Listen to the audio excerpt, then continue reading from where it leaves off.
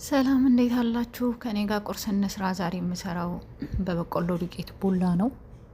እንደምታዩት የሚበቃኝን ያክል ዱቄት አደረግኩኝ። የምሰራው ለኔና ለጓደኛዬ ስለነበረ 5 ማንኪያ የሚሆን አደረግኩኝ። ከዛ ትንሽዬ ጨው ጨመርኩበት። ከዛ በወተትም በውሃም መምታት ይቻላል።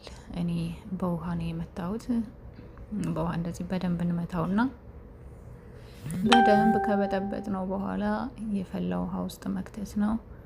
ውሃ ውስጥ ከተን እናማስለውና ቶሎ ነው የሚወፍረው።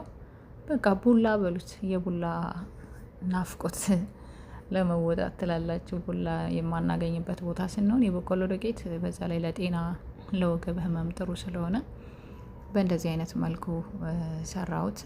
እንደምታዩት እየወፈረ ነው።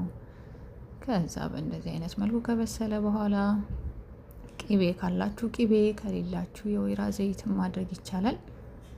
ከቆንጆ በርበሬ ጋራ ሚጥሚጣ የማያገኝ ሰው እንደምታዩት ቅቤ ያረኩበትና ከዛ በርበሬ አደረኩበት።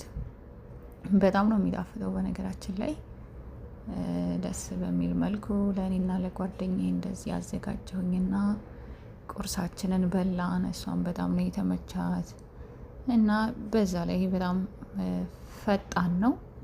ፈጠን ብሎ ሰርቶ ለመብላት እንደምታዩት በጣም ያጓጓል።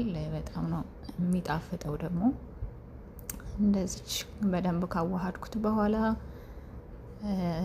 ደስ የሚል ቁርስ በላን እላችኋለሁኝ። እናንተም ፈጣን ቁርስ ስትፈልጉ ቀለል ያለ ምግብ ነው፣ በእንደዚህ አይነት መልኩ ሰርታችሁ ብሉ እላለሁኝ። አመሰግናለሁኝ። አብረን እንብላ ለማለት ነው።